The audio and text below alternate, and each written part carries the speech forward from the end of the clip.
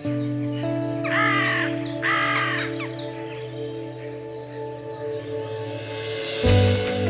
blago, poljska jarebica, jata ovih ptica koja su u toku zime bila na okupu, u februaru se odvajaju u parove. Svaki mužjak zauzima teritoriju i tu se uparuje sa ženkom. Neki istraživači tvrde da jednom spareni mužjak i ženka nikada ne prekidaju zajednicu. Ova mala poljska koka je ptica otvorenih polja, livada i pašnjaka. Ona često pravi gnezdo na nepovoljnim mestima, a najčešće usred mladog žita, u detelini ili u visokoj travi. Gnezdo je jednostavno udubljenje obloženo mekom travom. Ženka 2 do 3 puta godišnje, posle parenja snese do 20 maslinasto-zelenih jaja na kojima leži 24 dana, dok je mužjak čuva i obilazi, a kada se mladunci izlegu, pomažu njihovom odgajanju. Nekada je bila rasprostranjena u celoj Evropi, a danas je ima sve manje. Srbija je jedno od njenih poslednjih utočišta, a naročito jug naše zemlje. Lovci vode posebnu brigu o tome i dok se neke nevladine organizacije bave jalovim projektima njenog očuvanja, lovci mukotrpnim radom na terenu daju konkretan doprinos tome. Pored lova, sve popularnija je obuka pasa ptičara na ovoj ptici, jer pored intenzivnog mirisa i njen teritorijalni način života olakšava dreserima obuku. Baš zbog ovih osobina i brojnosti, u Srbiju dolaze brojni lovci turisti. Utakmice pasa ptičara su veoma popularne među njima, a njihov boravak ostavlja organizatorima i značajan novčani prihod. Prodajući strancima, takozvani miris, lovačka udruženja, ali i agencije obezbeđuju materijalna sredstva za stabilno poslovanje, ali i trajno osiguravaju očuvanje poljske jarebice.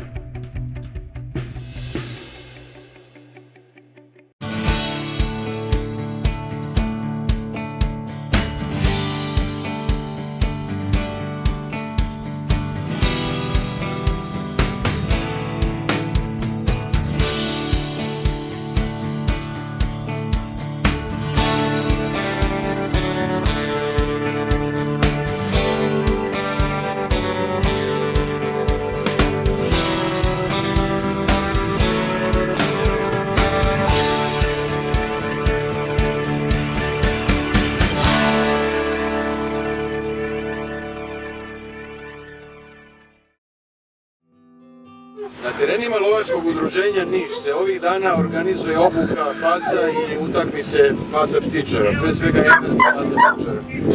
Moj sagovornik Dule Šormaz će nam reći nekoliko reči o tome. Dule, zdravo.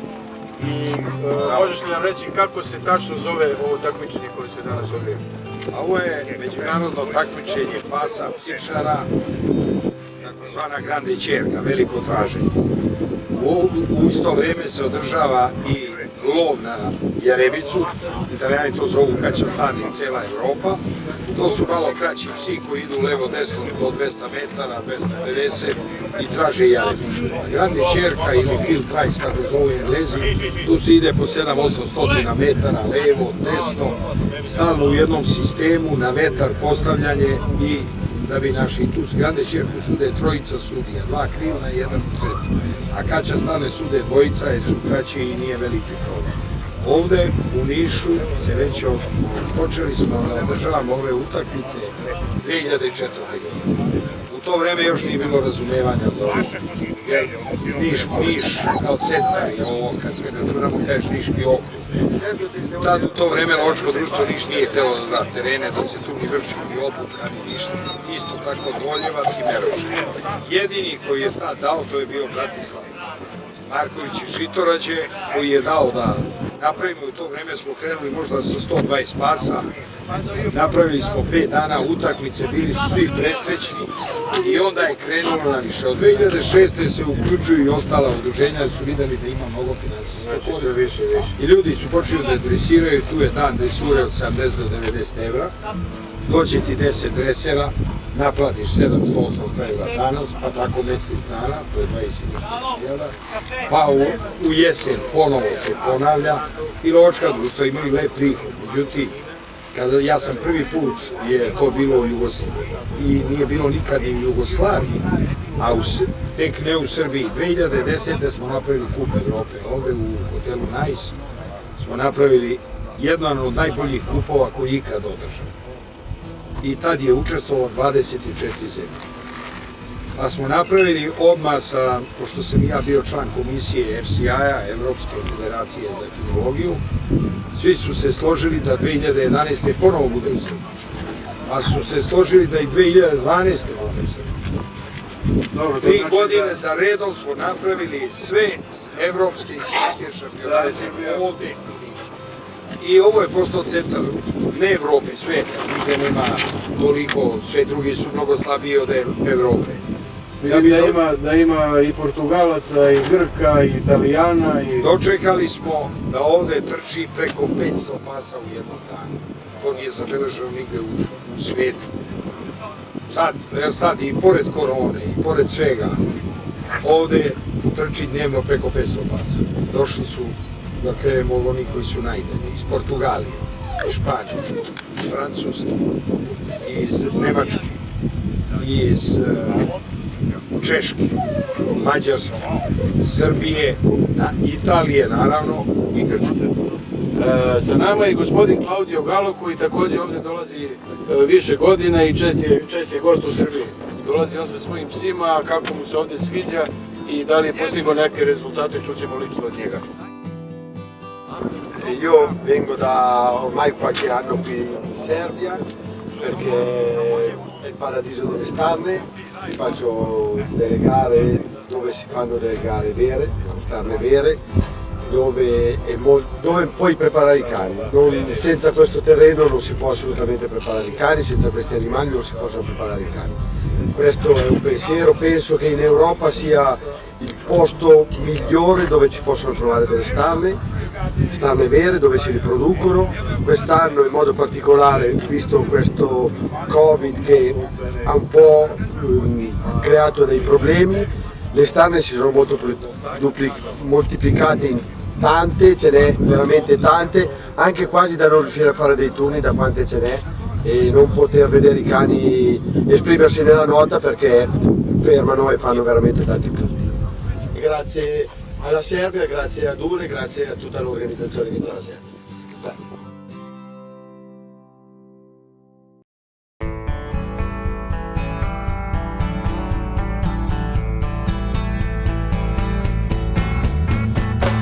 Pored autohtone jarebice, popularna pernata lovna divljač je i fazan. Ova alohtona vrsta se već više od jednog veka uspješno gaji u Srbiji.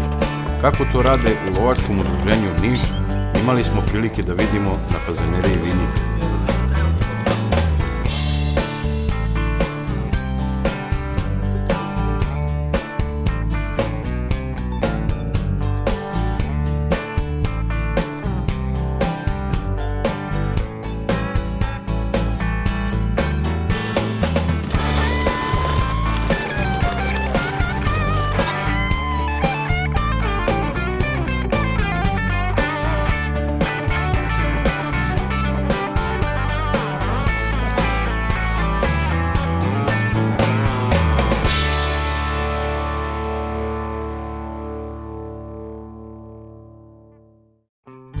U Srbiji je sve veća proizvodnja fazanske divljači. Mnoga udruženja su napravile ozbiljne objekte, lovno-tehničke objekte koji se bave ovim poslom. Jedno od uspješnih lovačkih udruženja koji ovaj posao obavlja izuzetno ozbiljno i sa velikim uspehom je i lovačko udruženje Niš, sa čijim predsjednikom ćemo obaviti razgovor i koji će nam reći nešto više o ovoj fazaneriji. Fazanska divljač je sve atraktivnija fazanska divljač u Srbiji, sve atraktivnija divljač za lov. A kad pričamo o fazanima možemo pričati o tome da je u Nišu 1880. godine donešeni prvi fazani i u selu Toponica kraj Niša napravljena prva fazanerija koju je napravio kralj Milan Obrenović. Lovačko udruženje Niš danas raspolaže fazanerijom kapaciteta blizu 25.000 fazanske divljači u toku jedne proizvodne godine. Ono što smo uz pomoć Ministarstva i Uprave za šume u poslednjim godinama modernizovali, a to je da je kompletna fazanerija gasifikovana kada se radi o grejanju i proizvodnom ciklusu. Raspolažemo proizvodnim objektima 1500 kvadrata, od čega su 1000 kvadrata objekti za odgoj najmanje kategorija pilića, dok je ukupna površina fazanerija nekih 4 hektara. Trudimo se da to bude onako kako treba, a ono što je jako bitno to je da svako shvati svoju ulogu u proizvodnim kapacitetima i ulogu u lovačkim udruženjima kada pričamo o korisnicima lovišta, a to je da su volonteri imaju svoju ulogu, a profesionalci imaju svoju ulogu i mi smo poslednjih godina to podigli na jako visok nivo, jer sam proces proizvodnje fazanske divljači, kada pričamo uopšte o proizvodnoj divljači, ne trpi nikakve greške, niti trpi bilo kakve propuste. Zna to jako mnogo da košta i udruženje i zna da kazni, tako da smo mi prepustili profesionalcima, upravnicima, fazaneristima i da kažemo struci da se bave samim procesom proizvodnje, dok je naša uloga onih rukovodioca, menadžerska uloga, a to je da vodimo politiku udruženja, politiku proizvodnje,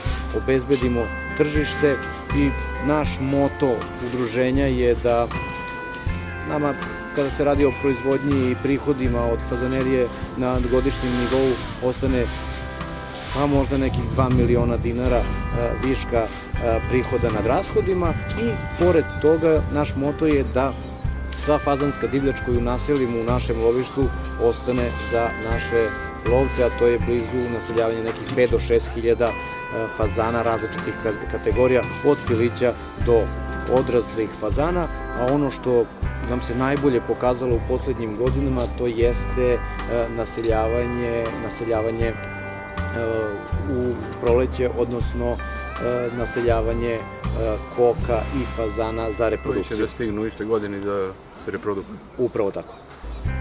O samom procesu proizvodnje fazanske divljači u lovačkom udruženju Niš nešto više će nam reći upravnik ovog udruženja Stefan Pašić. Stefane, kakva je situacija, kakvi su vam kapaciteti, koliko traje proces proizvodnje i ostale detalje možeš li nam reći? Pa je ovako, sama fazanerija Vinik nalazi se na mestu koje se zove Vinik, znači brdo Vinik koje se nalazi u okolini Niša. Fazanerija se prostira nekih 2,5 hektara površine, od kojih 480 kvadratnih metara zauzimaju proizvodne hale u kojima se vrši sam proces proizvodnje, od inkubatorske stanice, da kažem, prva prostorija je prostorija za smeštaj jaja, smeštaj i čuvanje jaja, onda inkubatorske stanice, prostorija za prihvat jednodnevnih fazančića na koje se nadovezuju ispusti sa nastrešnicom i volijere za podivljavanje fazančica. Naša proizvodnja se odvija na osnovu tražnje kupaca, pre svega lovačkih udruženja, susednih lovačkih udruženja, a zatim i udruženja u celoj Srbiji, gde lovačko udruženje Niš vrši isporuku i sa njima sarađuje. Najveća tražnja je za fazančiće starosti od 5 do 6 nedelja, pošto su oni cenovno najjeftinija kategorija, tako da se veći broj lovačkih udruženja odlučuje baš za ovu kategoriju. Pored proizvodne hale na fazaneriji Vinik nalaze se volijere, zimske i letnje volijere za smeštaj matičnog jata, ukupno 640 koka i 80 fazanskih petlova se nalazi u matičnom jatu i godišnje se proizvodi, sve zavisi od godine, od vremenskih uslova, oko 30.000 jaja. Procenat izleženih fazančića se kreće od 75 do 80% kod nelampiranih jaja, pošto se ne radi lampiranje u samom procesu proizvodnje. Cela proizvodnja je dosta unapređena u odnosu na početak od 1972. godine. Odrađena je ventilacija celog objekta, grejanje, automatizovanje ceo proces proizvodnje. Naravno, radi se i na daljem osavremenjavanju i unapređenju celog procesa proizvodnje. Pored isporuke fazana za kupce, jedan deo fazana se naseljava u lovište Nišava na poligonima za lov, Godišnje oko 2500 fazana se ispusti na poligonima za lovce članove Lovačkog udruženja Niš, kao i za organizaciju komercijalnog lova. Hvala ti na razgovor. Molim.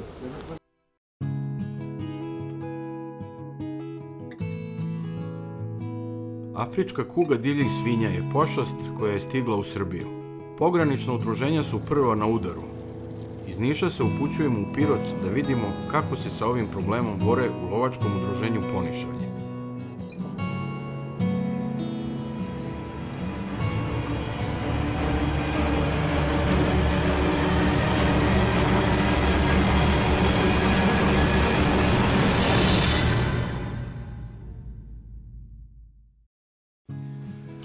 Nalazimo se u Lovačkom udruženju Ponišavlje iz Pirota. Moj današnji sagovornik je gospodin Zoran Aleksić, predsjednik ovog Lovačkog udruženja. Zorane, dobar dan. Dobar dan i vama i dobrodošli u Pirot i u naše udruženje. Hvala, bolje vas našli. A možete li da nam kažete od kada je se pojavila afrička kuga divljih svinja kod vas u lovištu i odakle vi smatrate da je došla?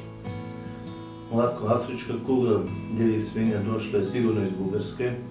U početku sigurno da su to prenele divlje svinje koje su prešle iz Bugarske Staru planinu. Krajem 2019. početkom 2020. su prvi slučajevi. Otkriveni su ovde u, što se kaže, u Lovačkom udruženju Ponišavlje i Pirot i u Lovačkom udruženju Vidiš Dimitrov. Mi se graničimo i to su prva dva lovačka udruženja koje su na udaru iz pravca Bugarske, pre svega odakle na našim terenima i stigla afrička kuga. Koje su to mere koje bi aktivne i pre svega zabranili smo lov od strane Ministarstva uprave za šume i za veterinu, proglašeno je područje za zaraženo, to jest inficirano. Zabranili smo svako kretanje u lovištu, zabranili smo onda izlovljavanje i ono što smo u krajnjoj liniji lovili u drugim mestima koje su visokorizične i delovima naše teritorije lovišta, sve išlo prema bugarskoj granici i prema tom zaraženom delu. Da bi se odsekao taj... Tako je. Prema vašoj proceni, kako se to odrazilo na opštu populaciju ovde u odnosu na matični fond, kakva je situacija trenutno?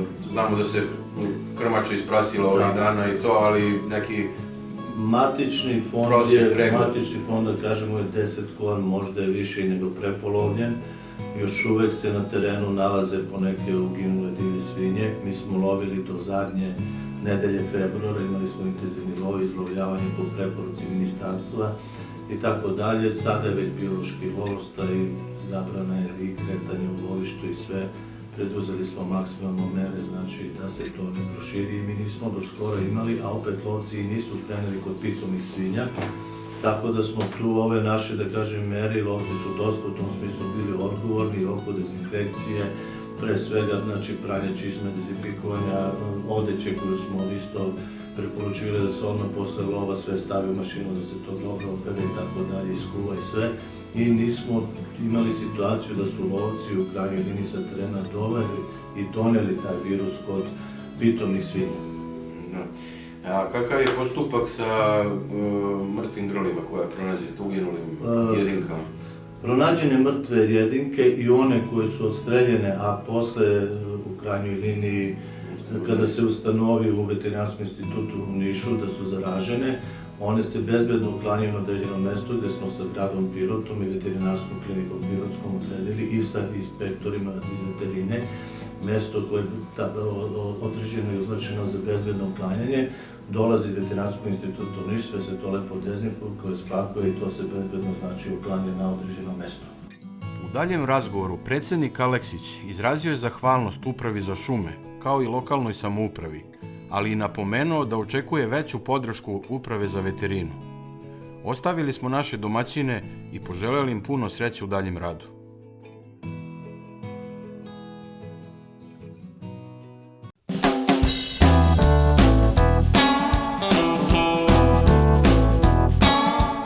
Posle Pirota, naša sledeća destinacija je Stara planina, koja se nalazi na oko 60 km udaljenosti. Nekada divlja, nepristupačna i pomalo zaboravljena, postala je još jedan turistički biser Srbije. Usput se mogu videti mnoga napuštena seoska domaćinstva, oronule stare kuće, vodenice i zakrčeni seoski putevi. Međutim, sve to u oku turiste postaje beznačajno kad oseti miris planine, začuje poj ptica i kada mu se pogled provuče kroz rastinje i izgubi u planinskom beskraju.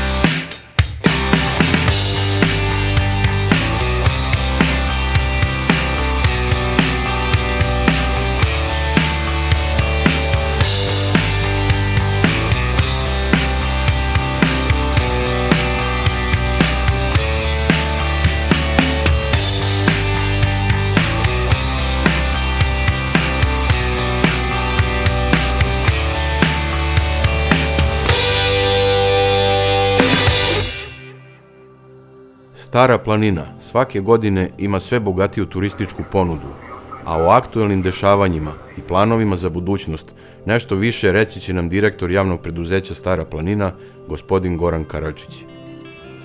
Stara planina i krov Srbije jesu naš dragulj i to je tačno da mi imamo jako dobru priču oko prirodnih bogatstava na Staroj planini. Pa evo reći ću i taj segment da samo trećina svih vodopada Srbije se upravo nalazi na Staroj planini, ali isto tako kulturno, istorijsko, versko bogatstvo je i na Staroj planini.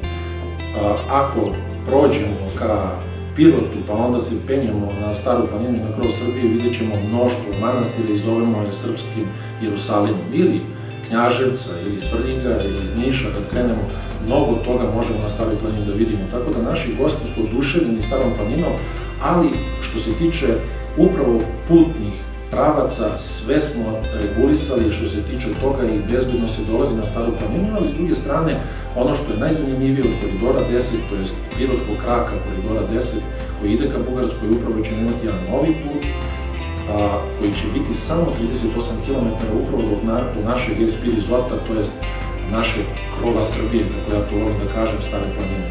Tako da to i jeste kuriozitet koji će naši gosti i osjetiti, a s druge strane svi oni koji dolaze iz inostranstva, a velika je većina ljudi koji dolaze pre svega iz Bugarske, ali i ostalih delova naših komšijskih, ali iz celog sveta.